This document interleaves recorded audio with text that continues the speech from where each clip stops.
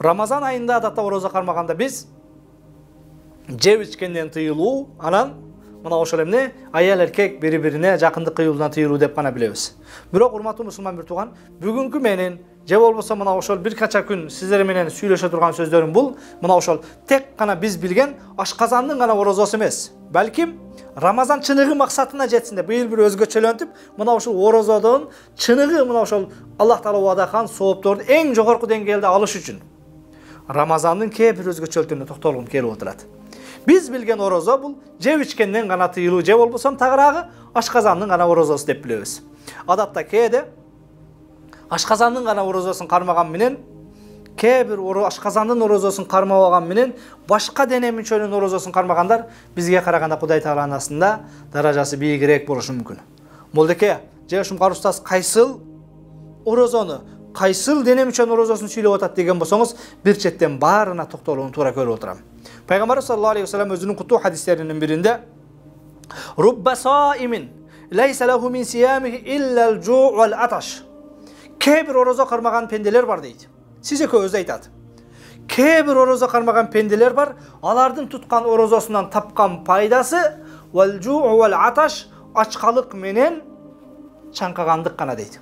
Урматтуу мекендеш, орозо кармагандан максат Аллах кечирсин, Аллах кабыл кылсын, Аллах ажыры сооп берсин. Пайгамбар башка бир хадисинде айткандай, "Инна фил джаннати бабан юқалу лаху райян." Бейиште бир баб, эшик бар. Ал эшиктин аты Райян. Ал Райян эшигинен бир гана орозо кармагандар кирет дейт. Аллах Тааланын астына барганда, мен орозо кармаган пендеңмин, о Раббим, мени Райян эшигинен бейишке киргиз. Орозо кармоочулардын дарбазасы менен кирем деп тур эмне?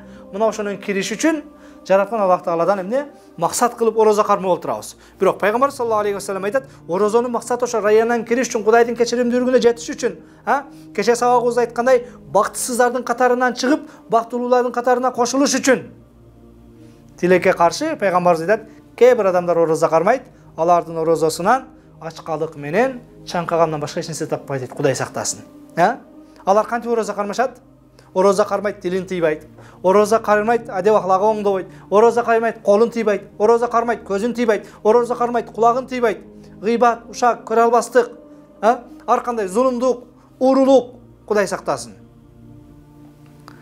Пайгамбар саллаллаху алейхи вассалам хадисин уландысында, "Ва рубба qaim laysa lahu min qiyamihi illa sahar."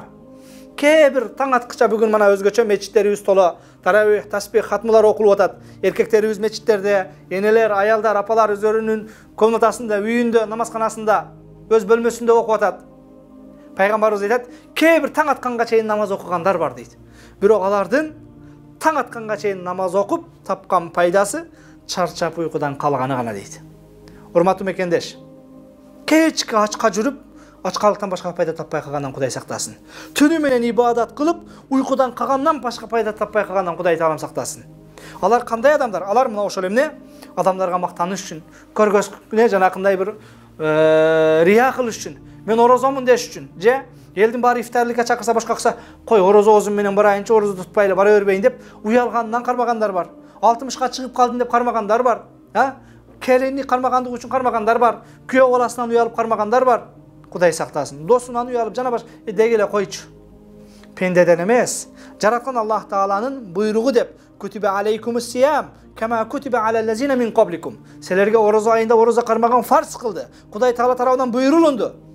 "Кама кутиба кама фурида алаллазина мин qablikum." Силерден мурдакыларга фарз кылынгандай, "Лааллакум таттакун." Балким ошондо таква болорсуңар, Кудайдан коркорсуңар дейт. Бул Рамазандан орозо кармаган, ифтарлыкка барганда неудобный болбойун, же келиним астан кайсыз болбойун, же досума уят, жамаатка уят, мечиттеги аксакалдарга уят деп эмес, балким Кудайдан коркуп, Кудайга жакындаш үчүн, Кудайды сүйүш үчүн, Кудайдын буйругу деген максатта орозо кармай турган болсок, ажыры соң Кудайдан үмүт кылып, мына ошондо орозо чыныгы эмнесине өзүнүн максатына жеткен. Пайгамбар саллаллаху алейхи вассалам айткан хадистеги мына ошол эмне ачкалыктан башка нерсе таппагандардан таң аткыча таравихке, хатмыга кошулуп карекелердин аркасында алхамдулилла аябай намаздарыбыз кызуу, эмне бир кубанычтуу, позитивдүү бир маанайда мечит толо хатмы Курандар, борбордук мечиттердин бардыгында мына ошол элеттеги бир кичинекей мечиттерден бери бүгүн Кудайыма шүгүр биздин Куран жаттаган каары инелерибиз, балдарыбыз, агаларыбыз көбөйүп, мына ошол каары устаздарды апарып алып,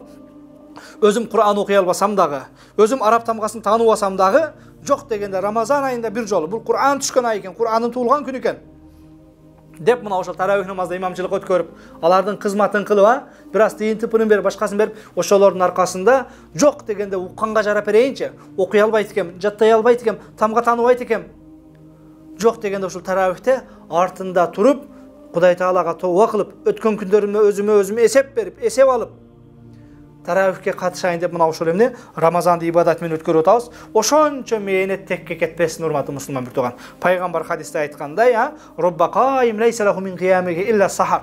Кээ бир таң атканга чейин кыямда туруп намаз окугандар бар. Алардын тапкан пайдасы уйкудан калат, чарчаганы калат дейт. Кудай сактасын. Балким таң атканга чейин намаз окугандан кийин ошонун урматына Кудай Таалам рахматы, мээрими менен күнөөлөрүбүздү кечирип, бейиштик инсандардын катарына кошуп, дуа тилектерибизди орундаткан болсун, урматтуу мусулман бир туугандар.